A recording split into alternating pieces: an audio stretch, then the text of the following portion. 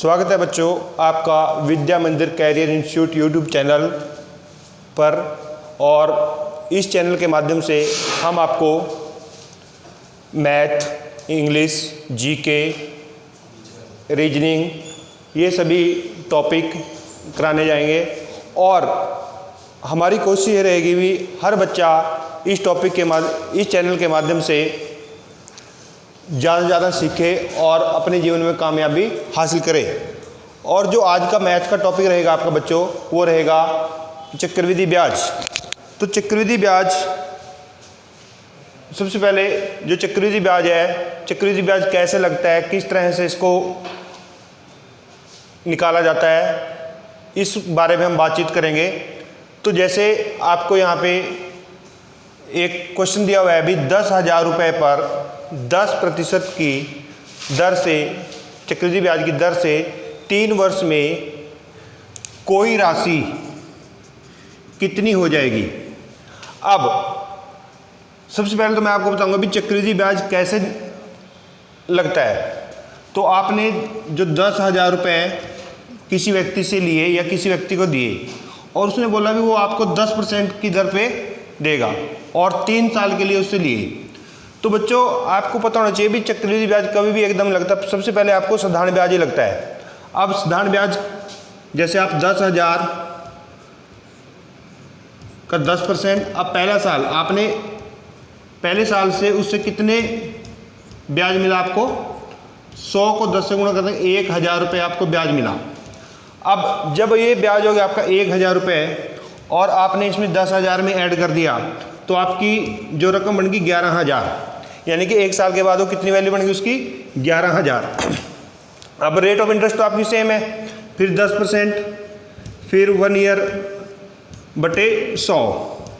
तो अब 110 को 100 से मल्टीप्लाई करेंगे तो वैल्यू आएगी 1100। अब दूसरे साल के लिए जो ब्याज मिला आपको 1100 रुपये है। अब 1100 रुपये ब्याज मिला है, तो जब तीसरा साल आप आओगे तो 11,000 में फिर 1100 प्लस कर दिया आपने, तो ये बन गई वैल्यू 12,100। तो अब तीसरे साल के लिए आपने 12,100 पे ब्याज लिया, तो आपका जो रेट ऑफ इंटरेस्ट आया वो आया 1210। अब पहले साल आपको 1,000 रुपये, दूसरे साल आपको 1100 रुपये मिले और तीसरे साल आपको 1210 मिले। तो तीनों सालों के लिए आपका जो चक्रवृद्धि ब्याज मिला है वो मिला है 3,310 रुपये। तो बच्चों ऐसे इस तरीके से जो आपका चक्रवृद्धि ब्याज लगता है, भी कभी भी आप कोई भी किसी को रकम देते हो या किसी से लेते हो तो एकदम या पहले साल से चक्रवृद्धि ब्याज नहीं लगता। तो पहले साल आपका सिंपल ब्याज लगेगा। जब वो ब्याज आपकी प्रिंसिपल में प्लस हो जाता है तो उसको बोलते हैं हम अमाउंट, मिश्रधन। तो जब उस पर ब्याज लगना स्टार्ट हो जाता है उसको बोलते हैं बच्चों चक्रवृद्धि ब्याज। तो अब इस क्वेश्चन को, ये तो मैंने आपको बता दिया भी चक्रवृद्धि ब्याज ऐसे निकाला जाता है, लेकिन जो एग्जाम ऑफ के व्यू से इसको कैसे करेंगे वो मैं बता रहा हूं आपको।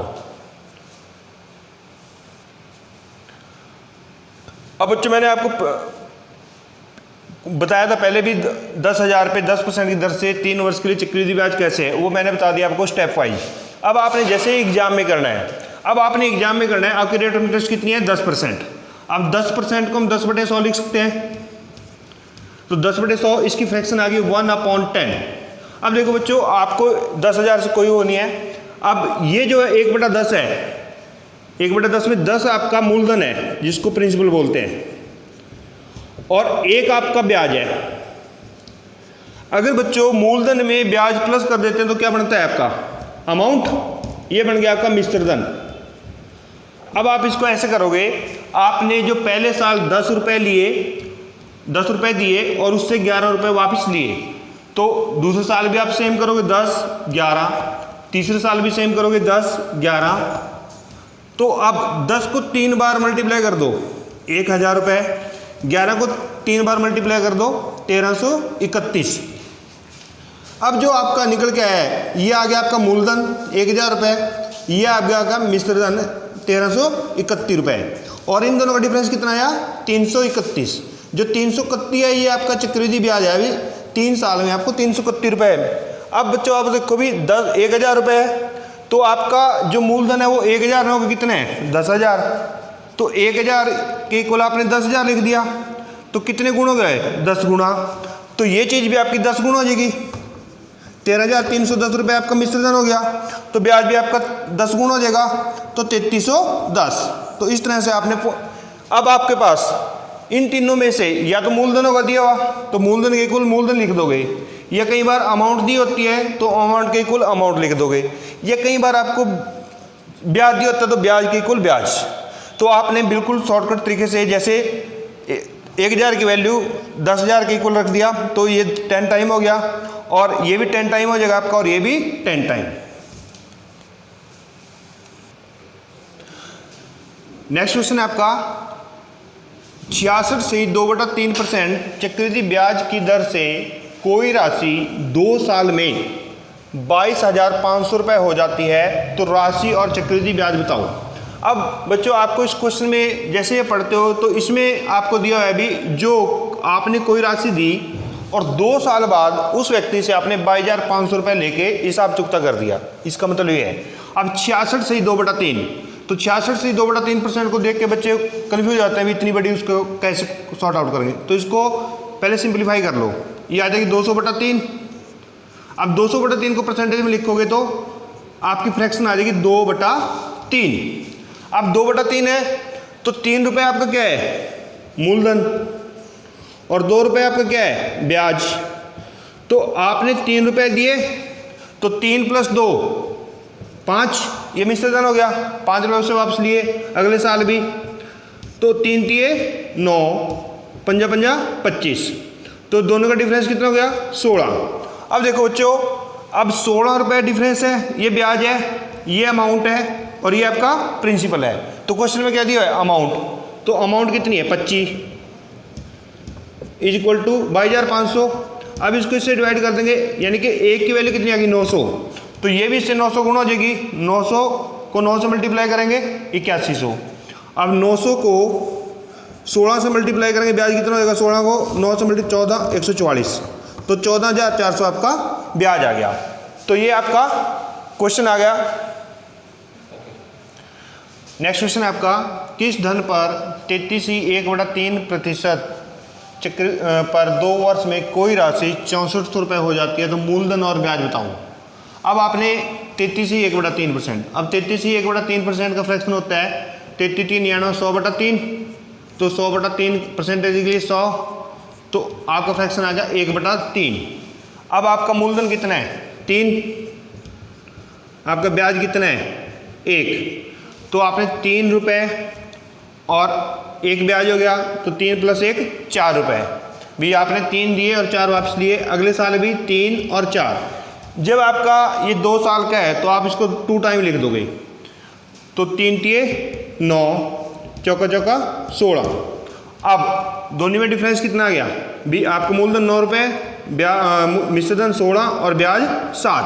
तो यहाँ क्या दिया है आपको? कोई राशि इतनी हो जाती है, तो ये अमाउंट है, तो 16 बराबर 6400, 1 बराबर 400। अब ये भी 400 गुना हो जाएगी 3600, और ये भी 2800। तो आपका मूलधन हो गया 3600, ब्याज हो गया 2800, और मिश्रधन हो गया 6400। तो बच्चों ये क्वेश्चन बहुत ही इजी तरीके से आपको बताया जा रहा है, और अगर इस तरीके से आप करते हो तो मैं ये कहता हूँ भी आप किसी भी एग्जाम को आसानी से क्रैक कर सकते हो। ठीक है जी। हाँ जी, नेक्स्ट क्वेश्चन है 1280 रुपये पर 12.5% की दर से 2 साल में कोई राशि कितनी हो जाएगी और उस पर कितना ब्याज मिलेगा।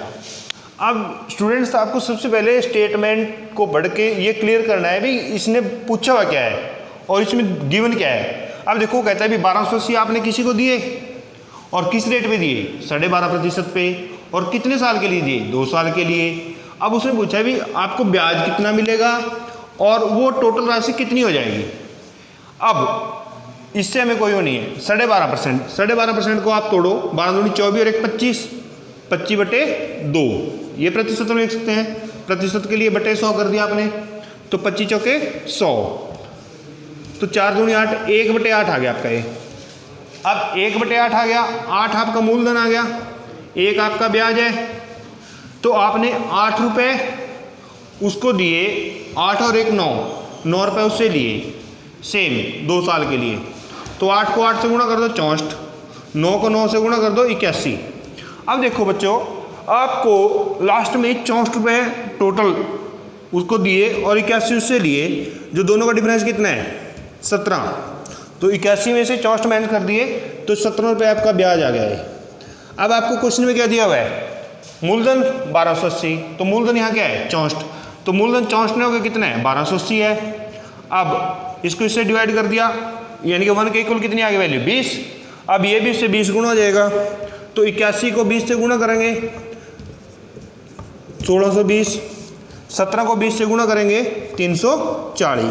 अब देखो उसने पूछा है ब्याज, तो ब्याज आपका 340 आ गया। उसने पूछी है राशि, कितनी राशि हो जाएगी, ये राशि होगी आपकी 1620। नेक्स्ट क्वेश्चन है बच्चों, किसी धन का 20% चक्रवृद्धि ब्याज की दर से 2 वर्ष में चक्रवृद्धि ब्याज 440 रुपये हो तो धन और मिश्र धन।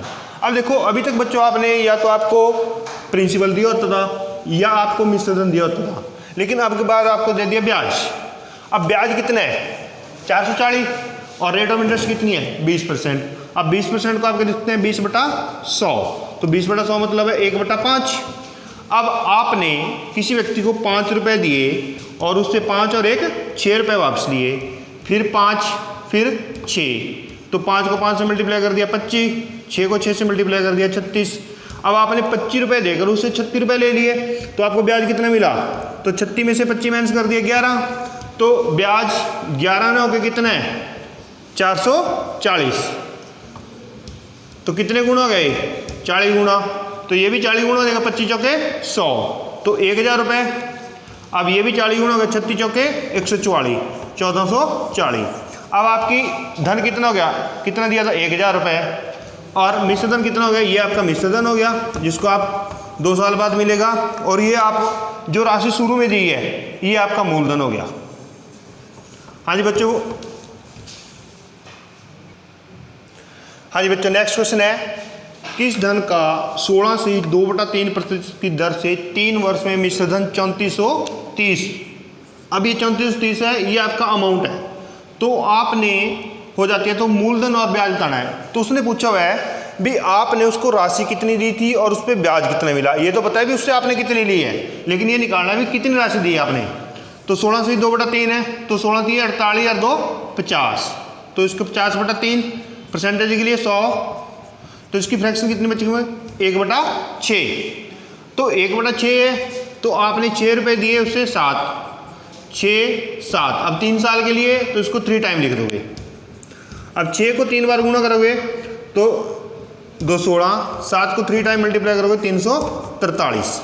अब देखो आपका अमाउंट दिया हुआ है, तो इनका डिफरेंस कितना हो गया 7 2 127। अब ये आपका मूलधन है, ये आपका मिश्रधन है और ये आपका ब्याज है। अब मिश्रधन दिया हुआ है 343 इज इक्वल टू, तो ये 10 टाइम हो गया, तो 10 टाइम ये कितना हो जाएगा 2160, और 10 टाइम ये कितना हो जाएगा 1270। तो बच्चों ये आपका ब्याज पूछा है तो 1270 आपका ब्याज आ गया, मूलधन पूछा है 2160 रुपये आपका मूलधन आ गया। तो ये आपका किस धन का 16 से 2/3% की दर से 3 वर्ष में मिश्रधन इतना है, तो मूलधन और ब्याज बताओ।